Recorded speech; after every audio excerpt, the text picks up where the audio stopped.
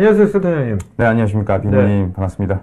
지금 명함 보니까 DX 센터라고 되는데, 네네. 디지털 트랜스포메이션 너무 광범위한 것 같고요. 네네. 그 중에서 특히 어떤 분야에 뭐를 특히 해주신다는 겁니까? 고객이 이제 일반 레거시한 시스템에서 이제 클라우드로 전환했을 때에 대한 처음부터 끝까지 전환 이후에도 유지 관리라든지 운영 대행까지도 다 저렇게 지원해주는 그런 부서라고 보시면 될 것 같습니다. 자, 디딤 365가 언제 작업이 됐죠?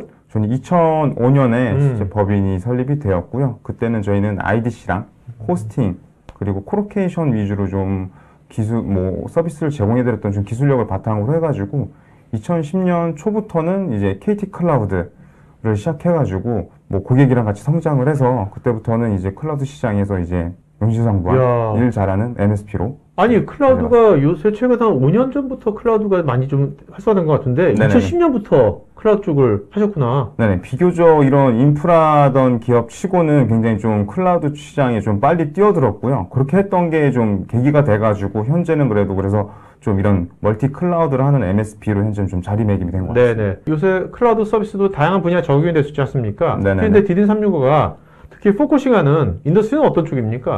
저희는 민간이든 공공이든 금융이든 다양하게 저희 쪽 고객사를 많이 보유는 하고 있고요. 근데 현재는 지금 공공 쪽에서 많이 좀 두각을 나타내고 있어요. 최근에는 질병청의 백신 예약 시스템이나 나이파 고성능 컴퓨팅 지원 사업, 그리고 좀 요즘에 크게 지금 정부에서 지원하고 있는 사업인 공공 클라우드 전환 사업, 이런 부분들을 좀 일단 지금 저희 쪽에서 같이 수행을 하고 있어가지고 공공 분야의 강한 MSP로 점점 자리를 좀 잡고 있는 상태인 것 같습니다. 백신 이야기면 우리 국민들 다 디딤 365 한 걸 다 우리가 사용하고 있는 거네요. 네네. 지금 그 백신 예약 시스템이 지금 저희 쪽에서 지금 저희 쪽 내부에서 다 운영 유지 관리를 하고 있고, 네네네. 이제 안정적으로 서비스를 해드리려고 지금 최선을 다하고 있고, 아마 그 예약 시스템이 초기에는 되게 불안정했었던 시기가 있었는데, 그때 이제 타 기업에서 운영 유지 보수되던 게 그 문제 때문에 저희 쪽으로 넘어오고, 그 이후에는 지금 안정적으로 운영이 되고 있어서 그 이후로는 그런 문제는 없었던 걸로 알고 있습니다. 공공 쪽 시장이 이제 보수 쪽이지 않습니까? 네. 이런 분들이 디딤 365에서 뭔가 이렇게 신뢰를 하는 가장 큰 이유는 뭐라고 생각하십니까? 일단 저는 전통적으로 그 인프라를 하던 기업이다 보니까 실제로 이제 디지털 전환을 할 때 단순히 클라우드만 가지고서 뭔가 가이드를 드리거나 한 부분 좀 한계가 있는데, 인프라도 잘 알고 클라우드도 잘 알고, 그리고 전통적으로 지금 오랫동안 클라우드의 공공 영역을 해왔던 부분들에 어쨌든 저희 레퍼런스라든지 기술력이 쌓여있기 때문에 그 부분이 좀 많이 인정이 되는 게 아닌가 싶습니다. 다른 민간 분야도 좀 많이 이제 클라우드로 많이 좀 적용을 하고 있지 않습니까? 네네네. 근데 공공 분야는 이제 클라우드에 대한 적용이라든지 이런 것들이 지금 어떻게 지금 가고 있나요, 지금? 지금 정부 자체에서 이제 단위 소프트웨어 연한뿐만 아니라 이제 하드웨어라는 것들이 연한들이 다 있지 않습니까? 이런 부분들이 소모적인 부분이거든요. 매년 예산을 잡고 장비를 구매하고 몇 년 뒤면 기한이 지나서 폐기하고, 이런 부분들 때문에 정부에서는 지금 모든 공공기관에 클라우드를 이제 정부 지 클라우드로 전환을 해라가 이미 공식적으로 다 이야기가 나온 부분이다 보니까 그렇죠. 네. 그래서 향후 몇 년 동안은 정부 이제 공공기관에 있는 이런 인프라들이 KT나 네이버나 NHN, 가비안이라든지 이런 이제 CSP의 이제 지 클라우드로 다 이전되게 되는 부분들이 사업이 지금 계속 지금 나오게 되고 현재도 진행 중에 있습니다. 굉장히 시장이 클 것 같은데요? 네네네, 맞습니다. 작년 기준으로는 300억이 나왔었고, 이번 연도는 한 2천억 정도, 내년에는 800억. 그래서 2025년까지 계속 이런 지금 행안부에서 진행하는 사업만 요 정도로 지금 나오고 있고, 그거 외로도 이제 공공기관마다, 지자체마다, 혹은 부서마다 이렇게 계속 이런 사업들은 작거나 크거나 계속 클라우드로 전환한 부분들은 결국에는 다 정부에서는 전환을 해야 되기 때문에 앞으로 좀 큰 파이의 좀 시장이 되지 않을까 예상하고 있습니다. DX센터에서 이런 이제 클라우드 전이 트랜스포메이션을 많이 하시는데, 네네. 해보시니까 민간 쪽의 클라우드 트랜스포메이션보다 공공 쪽은 다른 점이 뭡니까? 해보시니까. 아무래도 민간 같은 경우에는 조금 유연한 부분이 있고, 있으나 이제 민간 같은 게 고도의 기술력을 요하는 부분들이 있어가지고 좀 굉장히 좀 기술적으로 민간 기업과 긴밀하게 좀 해야지 되는 부분이 있고요. 공공 같은 경우에는 어쨌든 공공 사업 특성상 어느 정도 가이드라인, RFP부터 해서 가이드라인이 잡혀 있는 부분이다 보니까 그 안에서 가장 정확하게 수행을 해야 되는 부분이 가장 중요하고 공공기관의 인프라를 좀 클라우드로 전하는 거다 보니까 이 보안성, 구조의 보안성 준수하는 부분에 지금 컴플라이언스를 잘 맞춰가지고 설계를 해서 전환시키는 부분들, 이런 부분이 가장 좀 중요한 것 같습니다. 지금 말씀하신 그 컴플라이언스 이슈 때문에 네네. 디딤도 보면 이제 네이버 클라우드라든지 뭐 KT 클라우드 많이 이걸 쓰시는 이유가 공공 쪽에 네네네. 그런 이유 때문입니까? 지금 국내 클라우드를 사용하는 이유는 정부에서 이 KT 클라우드든 네이버 클라우드든 NH 클라우드든 이제 인증된 클라우드 자원을 이제 정부 이제 G 클라우드라고 인증을 해준 게 있습니다. 그래서 이 G 클라우드를 이용해야만 한다는 기본 전제가 있는 거죠. 네네. 네, 요거는 이제 AWS나 이제 외산 클라우드 플랫폼은 이런 정부 인증을 받을 수는 없고 받지는 아직 못한 상태고 국내 클라우드만 그 요건에 맞게 지금 구성을 해서 G 클라우드로 지금 인증된 상태입니다. 디딤36에서 이제 네이버 클라우드, KT 클라우드, NHN 클라우드 하고 있지 않습니까? 네네네. 네, 클라우드별 특징을 한 가지씩 좀 말씀해 주신다면? 일단 네이버 클라우드 같은 경우에는 전통적으로 이제 개발 집단으로 좀 만들어진 클라우드 집단이다 보니까 가장 AWS랑 가장 대등할 수 있는 국내 클라우드 중에서는 그리고 어떤 말씀이냐면 이제 기본적으로 국내 클라우드는 좀 IaaS 위주로 좀 구성이 됐었던 경향이 좀 있었는데 네이버 클라우드 같은 경우에는 SaaS라든지 파스라든지 이런 서비스화된 클라우드 서비스들이 계속 개발이 되고 계속 업데이트가 되고 있는 게 좀 네이버 클라우드인 것 같고요. KT 클라우드는 전통적인 인프라 강자이기 때문에 정말 인프라적인 요소, 인프라적인 성능, 네트워킹 이런 부분들에 대해서 KT 클라우드는 좀 많은 좀 강자로 있는 것 같고요. NHN 클라우드 같은 경우는 공공 분야에서는 현재 공공 쪽에 전환할 때 이제 이제 보안성 그 기준에 부합하게 지금 인프라를 좀 별도로 또 만들어서 이렇게 제공을 좀 하면서 좀 공공 전환 시장에서 나름 확고한 좀 위치를 좀 가져가는 것 같습니다. 이것만 하더라도 충분히 뭐 할 것들이 되게 많을 것 같은데 네네. 여기 왜 아크로니스 IT 관리 그 사스는 그 비즈니스는 왜 또 같이 하시는 겁니까? 기본 뭐 클라우드든 뭐 레거시한 온프리미스 서버든 간에 결국에는 데이터는 중요한 거거든요. 클라우드에 있는 서버 또한 안에 클라우드에 있는 공용된 자원으로만 있을 뿐이지 결국엔 서버이기 때문에 그 안에 있는 데이터에 대해서는 백업이라든지 데이터 보호가 지금 필요한 거고 클라우드 CSP에서 제공하는 일반적인 뭐 스냅샷이라는 기능은 백업을 완전 대체할 수는 없기 때문에 이런 아크로니스와 같은 별도의 상용 백업 소프트웨어를 통해 가지고 추가적인 데이터 보호를 진행을 하고 있습니다. 네네. 보면 이제 아크로니스에서 이제 화이트 라벨링 해가지고 뭐 어떤 실제로 디딤365 포털도 만들 수가 있다고 알고 있는데 맞습니다. 그런 것이 메리트로 많이 느껴지시나요? 어떠신가요?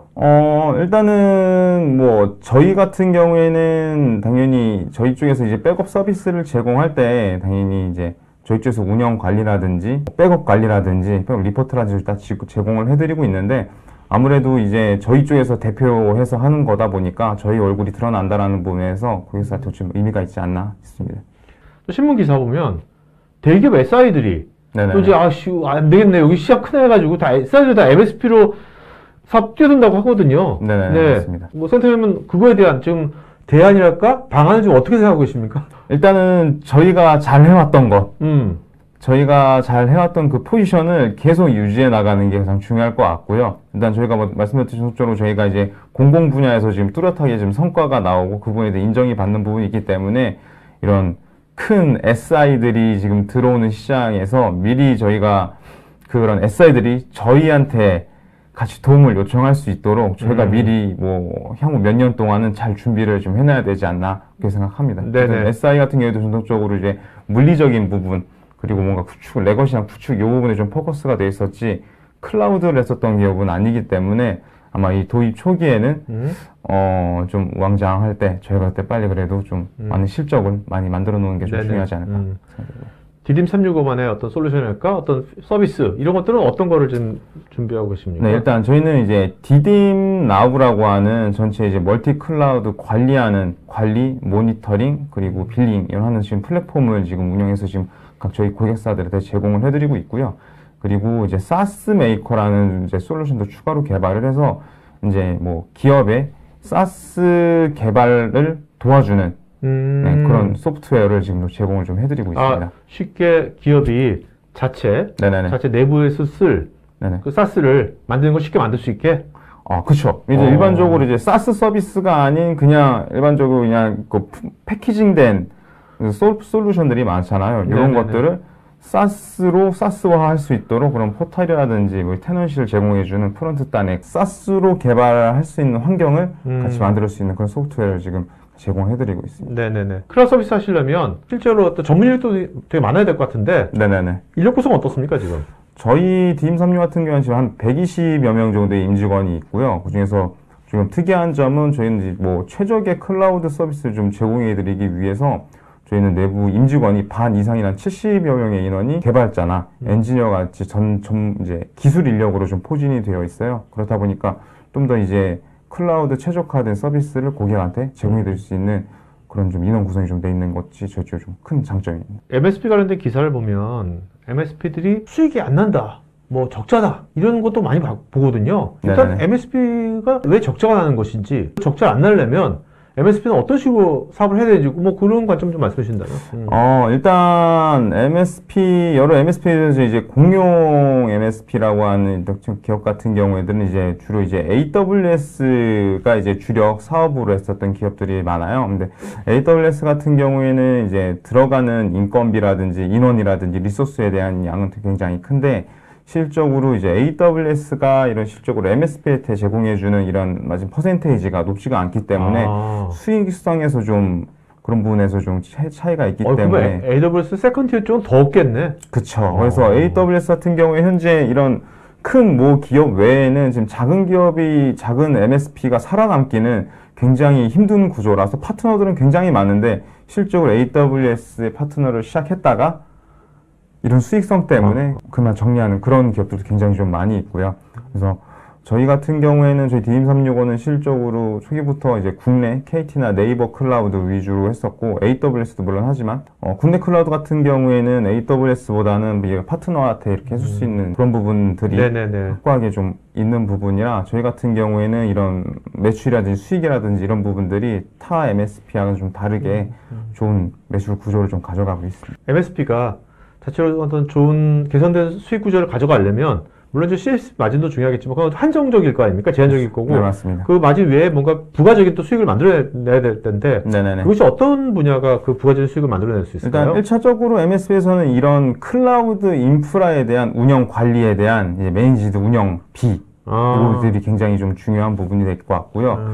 근데 그것도 그렇고 이런 뭐 아크로니스 이런 백업이라든지 이런 부가적인 뭐 보안 서비스라든지 또 다시 뭐 그런 여러 서비스를 같이 접목화해가지고 약간 업세일 하듯이? 그쵸. 업세일을 해서 뭐 컨설팅을 해서 그걸 설계에 반영을 해서 그런 부분에 대해서 계속 수익 창출하는 부분들이 굉장히 중요합니다. 이제 클라우드 같은 경우는 일반 레거시한 온프리미스 환경 같이 뭔가 딱 정해져 있지는 않고 매번 뭐 매 비용은 계속 왔다 갔다 하고, 그리고 새로운 서비스들은 계속 지금 만들어지고 있기 때문에 그 부분에서 CSP에서 제공되는 이런 서비스들을 어떻게 잘 접목을 해서 설계를 해서 고객이 이제 납득할 수 있도록 반영을 하는 것 부분들이 굉장히 중요하죠. 중소중기업 쪽에 이런 전문 IT 서비스 회사들은 시대 경영이 변하고 있지 않습니까? 급변하고 있는데 앞으로 어떤 식으로 변하게 될 것 같아요? 제 생각에는 현재 이제 전통적인 이제 아까 좀 전에도 이제 SI 기업들이 좀 논의가 됐는데, 실적으로 이제 SI성 이런 이제 물리적으로 구축하던 SI 사업들이 결국에는 지금 뭐 공공시장도 그렇고 민간 쪽도 워낙 클라우드 쪽에 대한 서비스화가 되고 있으니까. 그렇죠. 클라우드 쪽의 인입이 워낙 빨라지고 있다 보니까 향후 여태까지 이제 SI가 주도했던 그런 사업들이 MSP 쪽으로 많이 넘어오지 않을까라는 좀 생각이 좀 들고 있고요. 그거에 맞춰서 저희는 그런 프로젝트를 잘 운영 관리하고 잘 수행해낼 수 있도록 이제 내부 조직이라든지 기술력이라든지 이런 부분들을 잘 끌어올려야지 되는 것이 좀 중요하다고 생각됩니다. 많은 이제 중소 IT 서비스 회사들이 온프리미스로 구축형으로 했던 것을 유지보수하면서 보존을 하고 있는데, 맞습니다. 이제 그런 것들이 앞으로 점점 줄어들겠네요. 앞으로 되면. 예, 실질적으로 저희가 이제 IDC로 시작했다고 말씀드렸잖아요. 지금도 현재도 IDC를 저희가 운영은 다 같이 아직 병행해서 비즈니스는 하고 있는데, 실적으로 저희가 데이터 센터를 운영하고 호스팅이라든지 콜로케이션을 운영하는 입장이니까 고객이 많이 줄어든 게 사실이고요. 그런 고객들이 저희조차도 이런 실제 물리적인 IDC를 제공한다기보다는 클라우드로 당연히 안내를 할 수밖에 없는 거고, 고객도 만족도가 물리적인 장비를 하는 것보다 더 빠르게 배포가 되고 여러 서비스를 접목할 수 있는 클라우드에 대한 선호가 훨씬 높은 걸로 좀 좀 확인됩니다. 기업이 이제 온프리미스 네네네. 구축형으로 가다가 서비스, 클라우드 서비스가 이제 비즈니스 모델을 간다면 네네네. 기업 내부에 있는 다양한 구성원들 있지 않습니까? 예, 예, 엔지니어건 영업이건 뭐 경영직원 이런 사람들은 어떤 식으로 뭔가 관점을 좀 바꾸든지 뭔가 이런 것들은 실적으로 이제 클라우드화 된다고 하면은 개발자의 역할이 가장 좀 많이 좀 중요하게 되고요. 일반 전통적인 뭐 네트워크라든지 이런 서버를 했던 엔지니어들은 단순히 이제 물리적인 장비를 다루거나 이런 부분들은 크게 의미가 없어지고 막 이 개발과 접목해서 운영을 해야 되는 이 데브옵스화가 지금 돼야지 되는 거죠. 단순히 뭐 서버에서 커맨드를 어떻게 날린다 이런 것보다도 개발과 엔지니어가 같이 공존해서 운영할 수 있도록 그렇게 좀 데브옵스화가 돼야 되는 게 맞다고 좀 보여집니다. 센터님도 원래 엔지니어 출신이었었나요? 네, 엔지니어 출신이었습니다. 시스템 엔지니어하다가 네네. 이런 식의 클라우드 서비스로 바뀌려는 그런 것이 보통은 쉽나요? 어렵나요? 해보시니까 개인마다 알겠지만 네네네. 일단 제 입장에서는 저는 이제 시스템 엔지니어를 뭐 10년여간 하다가 저는 이제 뭐 이제 서버 그리고 데이터 센터도 운영하고 솔루션도 하고 미들레어도 구성하고 미들레어 DBMS까지 다 했었던 상황이라 저 같은 경우는 클라우드로 지금 제가 전환하는 부분에서 크게 어려움은 없었던 것 같고 민간이든 공공이든 이 디지털 전환에 대한 컨설팅이라든지 설계를 할 때 뭐 전통적인 인프라를 했던 그 경험이 있기 때문에 고객의 현재 상태를 가장 잘 파악할 수가 있었고 그거를 클라우드화 했을 때 어떤 문제가 있을지 그리고 하이브리드로 했을 때는 어떻게 해야 되는지 이런 부분들이 클라우드만 했었던 인원들하고는 어쨌든 간에 좀 생각에 대한 좀 폭포가 좀 다르지 않나. 그렇네요. 네, 생각됩니다. 어떤 고객에 대한 공감 능력이 네네. 높을 수밖에 없겠네요. 네네네. 오늘 고맙습니다. 네, 감사합니다.